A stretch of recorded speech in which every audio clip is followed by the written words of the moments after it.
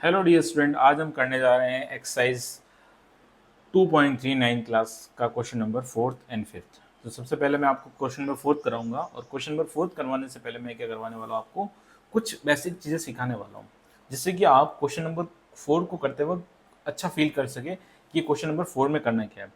तो उस question number four को ईजी बनाने के लिए मैं उससे पहले एक छोटी सी चीज़ आपको समझाना चाहता हूँ कि फैक्टराइज। ठीक है ना, सपोज अगर कोई नंबर दे रखा है 36, है ना।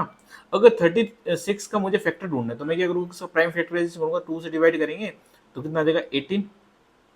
ठीक है, फिर वापस 2 से डिवाइड करेगा तो 9, फिर वापस 3 से डिवाइड करेंगे तो 3, और फिर इससे 3 से डिवाइड करेंगे तो आ जाएगा 1। तो हमने देखा यहाँ पर 2 2 3 3, मतलब कि सिर्फ 2 और 3 क्या है, इसके फैक्टर है 36 के।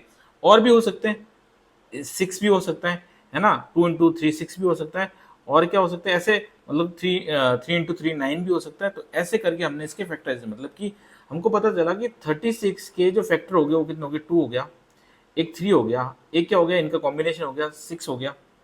ठीक है, ये हो गया 6 हो गया। ठीक है, 4 हो गया। ठीक है, 9 हो गया, है ना। और ये सारे हमने देख लिए, ठीक है ना। और 18 हो गया, ये हमने देख लिया। ठीक है ना, तो ये इसके फैक्टर हो गए, मतलब कि 36 को ये जो नंबर है वो डिवाइड कर सकते हैं एग्जैक्टली, और बिना रिमाइंडर को छोड़े जीरो आएगा। ठीक है ना। तो ऐसे करके हमने ये पता किया कि 36 के। वैसे ही जो हमारा क्वेश्चन फर्स्ट दे रखा है वो क्या है कि वो है हमारा फर्स्ट क्वेश्चन दे रखा है 12x² माइनस 7x प्लस 1। इसके फैक्टर ढूंढने हैं, कि मतलब कि ऐसे एल्जेब्रिक टर्म में फैक्टर ढूंढने हैं कि जो इसको डिवाइड कर दे और उसका रिमाइंडर जीरो आ जाए, है ना। अब रिमाइंडर तो जीरो करना आपने देखा था कि अगर वो वैल्यू पुट कर देंगे, और वो वैल्यू अगर इसमें वैल्यू पुट करने पे पूरी इक्वेशन जीरो हो जाती है या पूरी एक्सप्रेशन जीरो हो जाता है, इसका मतलब वो इसका फैक्टर है ना। वो हम पहले वाले क्वेश्चन में देख के हैं। तो अब इसके फैक्टर निकालने के लिए क्या करेंगे, पहले तो देखो इस क्वेश्चन को, ये क्या क्वाड्रेटिक इक्वेशन है ना। ध्यान सुनो, एक क्वाड्रेटिक इक्वेशन की जनरल इक्वेशन क्या होती है, a x square plus b x plus c, ये क्वाड्रेटिक इक्वेशन की जनरल फॉर्म होती है ना। जहां पर ए एंड बी क्या है, कुछ कांस्टेंट है ना। और एक्स स्क्वायर और एक्स, ये सारे क्या वेरिएबल, और लास्ट वाली क्या है, ये भी कांस्टेंट है। ठीक है ना, ठीक है ना। सी भी क्या कांस्टेंट है, ए बी सी क्या है यहाँ पर कांस्टेंट है। तो ये जनरल फॉर्म होगी। तो पहले तो देखिए कोई भी क्वाड्रेटिक इक्वेशन जनरल फॉर्म में है कि नहीं है। अगर ये जनरल फॉर्म में है तो इसको इसको सॉल्व करना स्टार्ट कर देंगे। तो अब इसके फैक्टर निकालने हैं। इसके फैक्टर निकालने के लिए क्या करेंगे, सबसे पहले हमको देखना है कि ए की जगह क्या लिखा हुआ है, यहाँ पर 12 लिखा हुआ है। ए की वैल्यू कितनी आ गई, 12। ए की वैल्यू कितनी आ गई, 12। ठीक है, ए की वैल्यू आ गई 12, और सी की वैल्यू क्या है यहाँ पर, +1। ये चीज आपको देखनी है ना। और ए इंटू सी, ए इंटू सी करने पे कितना आ रहा है, 12 ही आ रहा है। 1 इंटू ए इंटू सी करने पे भी कितना आ रहा है, 12 आ रहा है ना। तो मैं इस इक्वेशन को ऐसे समझाऊंगा, ध्यान से देखना डियर स्टूडेंट। आपको काफी मैं आसानी से समझाना चाहता हूँ, क्योंकि अगर कोई बच्चा फर्स्ट टाइम पढ़ रहा है, किसी ने अगर पहले सीखा है तो वो अच्छी बात है, अगर किसी ने नहीं सीखा तो उसके लिए थोड़ा सा काफी आसान करके मैं सिखाना चाहता हूँ। तो सबसे पहले मैं क्या लिख देता हूँ, 12x² माइनस 7x प्लस 1।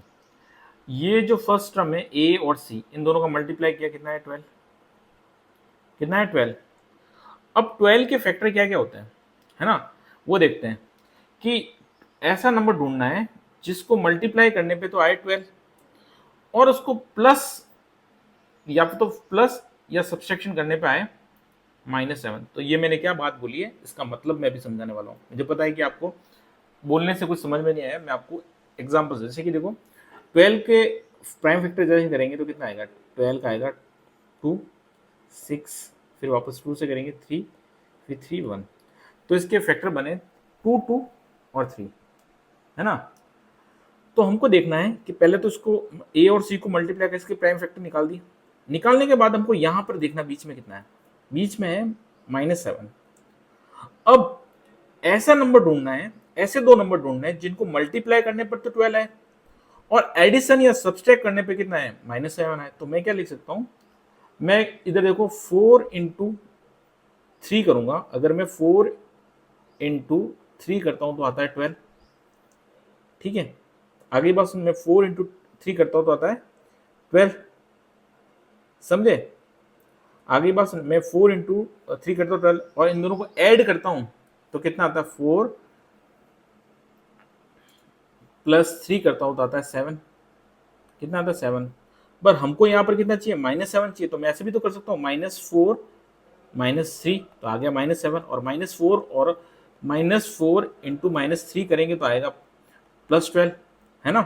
तो अब मैं क्या करूंगा, ध्यान से देखना, यहां पर मैं क्या करने वाला हूं कि 12x² -4x -3x +1 ऐसे लिख लिया। क्या मैं ऐसे लिख सकता हूँ, यहां से क्या कॉमन आ रहा है, इन दोनों में से कॉमन आ रहा है 4x, तो मैंने 4x कॉमन ले लिया, तो यहां पर बचेगा 3x -1, कितना बचेगा -1, और यहां से क्या कॉमन आ रहा है, यहां से कॉमन आ रहा है -1, यहां से जब मैंने -1 कॉमन लिया तो ये हो गया 3x -1, है ना? अगर आपको बिलीव नहीं होता तो -1 को मल्टीप्लाई करो तो -3x हो जाएगा +1 हो जाएगा, ठीक है ना? तो ये कॉमन आ गया। अब इन दोनों में क्या कॉमन है, ये कॉमन है, तो मैं इसको लिख दूंगा 3, थोड़ा सा मैं इसी को थोड़ा साइड में लेके करता हूँ जिससे कि आपको दिक्कत नहीं, सारा एक साथ ही हो गया तो थोड़ा अजीब सा लग रहा होगा, इसको हम साइड में लेके करते हैं थोड़ा, है ना? इसी वाले चीज़ को मैं यहाँ से उठा लेता हूँ, इसको मैं यहाँ से उठा के कहीं और शिफ्ट करता हूँ जिससे कि आपको थोड़ा आसानी से समझा सकूँ, ठीक है? तो मैंने ये यहाँ पर शिफ्ट कर दिया। चलिए, तो यहाँ पर देखिए, मैंने यहाँ से क्या कॉमन लिया, यहाँ से मैंने -1 कॉमन लिया, है ना?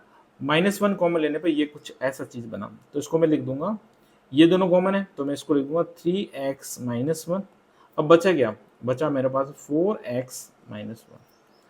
ओके, तो ये दो टर्म आ गई, ये दो टर्म ऐसी है ना, ये दो एक्सप्रेशन है कि अगर अगर मैं फर्स्ट वाले क्वेश्चन के अंदर जो कि मेरा था कितना था, जो कि मेरा 12x² -7x +1 था, उसको मैं 3x -1 से डिवाइड करूं, है ना, तो कुछ वैल्यू आएगी, उस वैल्यू को मैं मान लेता हूं s, और रिमाइंडर क्या आएगा, 0 आएगा, क्या आएगा, रिमाइंडर 0 आएगा। और अगर मैं क्या करूं कि यहां से x की वैल्यू निकालूं, मतलब कि 3x -1 इक्वल्स टू 0 करूं, है ना, और यहां से 3x इज इक्वल्स टू 1 और x की वैल्यू आ गई 1/3, कितनी आ गई, अगर x की वैल्यू 1/3 यहां पर पुट करूं, यहां पर x की जगह 1/3 पुट करूं तो हमें 0 आएगा, क्या आएगा, 0 आएगा, देख लेना। और फिर दूसरे वाले एक्सप्रेशन से अगर x की वैल्यू निकालो तो वो आएगी मेरी 4x इज इक्वल्स टू -1 हो जाएगा +1 हो जाएगा, तो x की वैल्यू आ जाएगी 1/4। तो यहाँ से हमारे दो x की वैल्यू आ गई, एक तो 1/3 और 1/4, जिसको हम पुट करेंगे इस इक्वेशन, इस क्वाड्रेटिक इक्वेशन में, तो क्वाड्रेटिक इक्वेशन क्या हो जाएगी, 0 हो जाएगी, तो इसके दो फैक्टर आ गए। तो हमने क्या किया, यहाँ से इसको फैक्टराइज करना देखा, इसका फैक्टराइज, हमको सिर्फ फैक्टराइज करना बताया था, फिर भी मैंने आपको एक्स्ट्रा जो भी इंफॉर्मेशन थी वो मैंने बता दी है। आई बात समझ में, जो भी एक्स्ट्रा इंफॉर्मेशन थी वो आपको मैंने बता दी है। अब मैं करवाने जा रहा हूं आपको सेकंड क्वेश्चन। सेकंड क्वेश्चन क्या है वो देखते हैं। सबसे पहले मैं यहाँ से क्वेश्चन लूंगा और इसको ये साइड, चलो इसको मैं यहीं से सीधा से लिख लेते हैं। तो क्या है, 2x², मैं इसको लिख लेता हूँ, सेकंड क्वेश्चन है हमारा 2x² + 7x + 3, ठीक है, ये मैंने क्वेश्चन लिख लिया। अब मैं इसको फैक्टराइज, सबसे पहले क्या करूं, इन दोनों का मल्टीप्लाई करूं, a और c का, जो जनरल इक्वेशन बताई थी जिसके अंदर ये फर्स्ट टर्म को a थी और लास्ट टर्म थी, तो उनको मल्टीप्लाई करने पे आ रहा 6, है ना।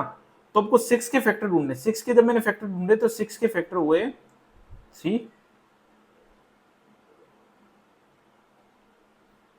ठीक है ना, तो 6 के फैक्टर मेरे ये आए, और हमको क्या चाहिए, ये चाहिए, तो मल्टीप्लाई करने पे तो आना चाहिए 6 और एडिशन सब्ट्रैक्शन करने पे आना चाहिए 7।